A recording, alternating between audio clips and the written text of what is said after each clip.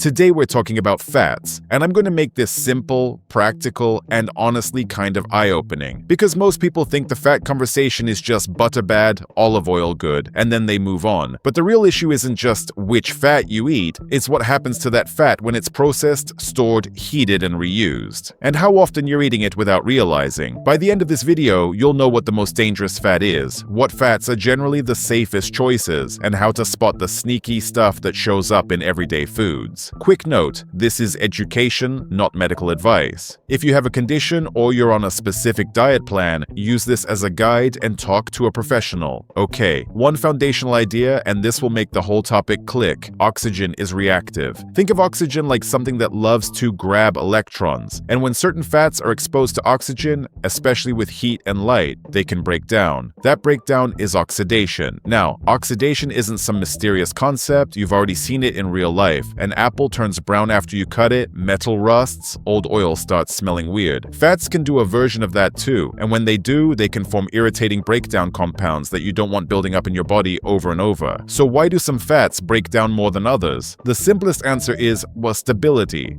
There are fats that are naturally stable and fats that are naturally fragile. And fragile matters because fragile fats are easier to damage by processing heat and time. Let's break fats into three big categories. First, saturated fats. These are generally the most stable fats. They tend to hold their structure better and react less during normal cooking compared to more fragile fats. Common examples are butter, ghee, tallow, beef fat, lard, and coconut oil. That's also why many saturated fats are solid or semi-solid at room temperature. Second, monounsaturated fats. Mono means one. Basically, they have one main weak point compared to saturated fat. These are still pretty stable compared to the next category. The big examples most people know are extra virgin olive oil and avocado oil. These are often great choices when they're high quality and used properly. Third, polyunsaturated fats. Poly means many weak points. These fats are the most fragile and are the easiest to oxidize, especially when they're heavily processed or heated for long periods. This is where most of the common seed oils land. Soybean oil, corn oil, sunflower oil, safflower oil, canola oil, cottonseed oil, grapeseed oil, rice bran oil, and a few others you see in processed foods. Now here's a visual that makes it stick. Imagine fats are like a wall made of bricks. Saturated fat is a wall made of solid bricks.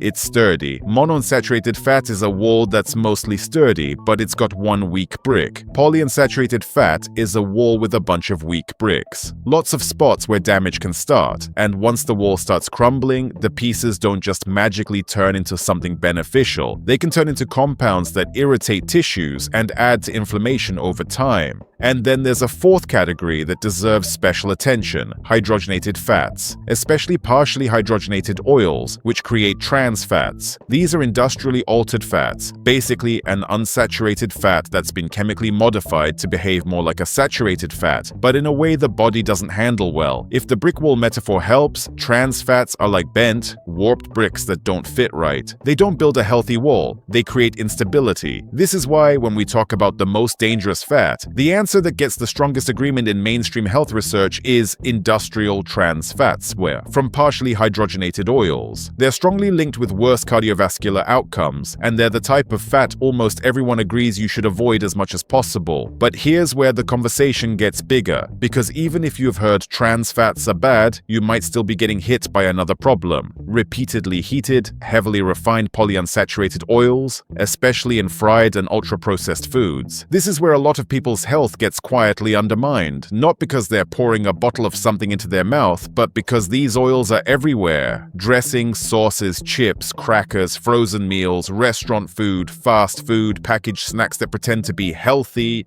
It adds up. Let's talk about the real-world danger zone: high heat. Many seed oils are already processed with heat before you ever buy them. Then you take them home and heat them again. Then you eat at restaurants where oils may be heated and reused for long periods. That repeated heating is a big deal because it can increase oxidation and create more breakdown products, including aldehydes and other compounds that can be harsh on the body. You don't need to memorize the chemical names to understand the idea. The more an unstable oil is heated and abused, the more it changes into something you don't want inside you.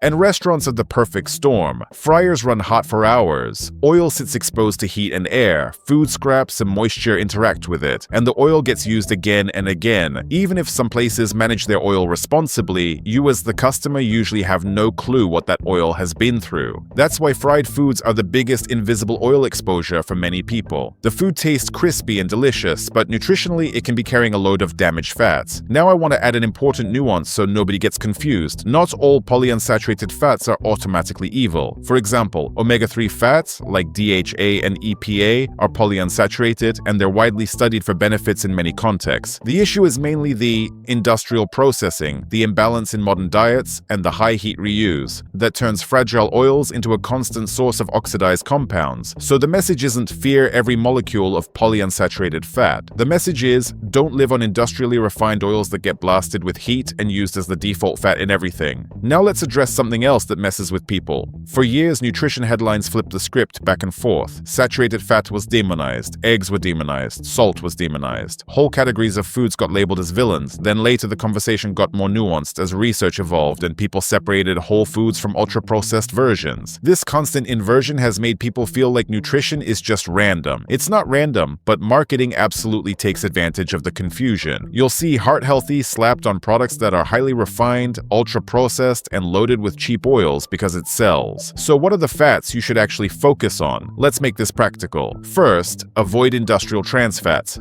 as much as you can. The easiest way is label reading. If you see partially hydrogenated oil, that's a huge red flag. Also be cautious with products that contain hydrogenated oils in general, especially ultra-processed snacks and baked goods. Second, reduce your reliance on foods that are basically delivery systems for industrial oils. Deep-fried fast food, packaged snacks, certain frozen meals, and many restaurant foods. If you do nothing else but cut down on fried foods and ultra-processed snacks, you've already removed a major source of damaged fats from your diet. Third, choose better default fats at home and match them to how you use them. For everyday, low-heat uses like salads, drizzling, finishing, and dips, high-quality extra virgin olive oil is one of the best options. It's mostly monounsaturated and comes with naturally occurring compounds that help protect it. If you use avocado oil, look for high-quality, ideally cold-pressed oil versions, and treat it more like a fresh, premium oil, not something you blast at extreme heat every day. For cooking, many people do well choosing more stable fats, and quality matters.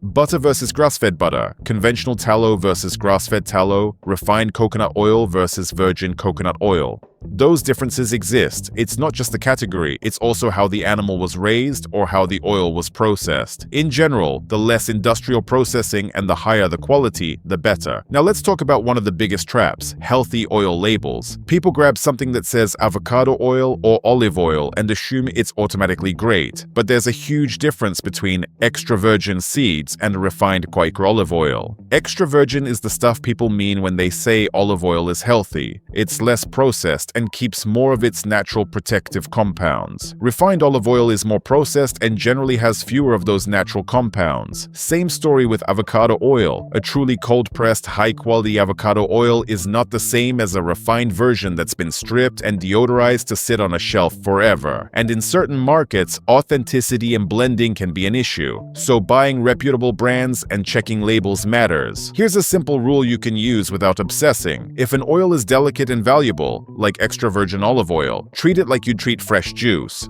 Don't store it next to a hot stove. Keep it away from light. Use it in ways that preserve what makes it good. And don't assume the cheapest bottle is the same as the real thing. So if you want a simple do this not that guide, here it is. Make your baseline fats more stable and less processed. Keep your fancy oils for low heat and cold uses. Minimize deep fried and ultra processed foods. And be suspicious of heart-healthy marketing when the ingredient list is basically a chemistry set. And I know the final question is always, okay, what do I fry with? The honest answer is that high heat stresses any fat eventually, but you can still make smarter choices. Use more stable fats, avoid reusing oil repeatedly, don't push extreme temperatures, and remember that the biggest exposure for most people isn't the pan at home. It's restaurant frying and packaged foods. So let's end with the headline you came for. The most dangerous fat to intentionally consume is industrial trans fat from partially hydrogenated oils.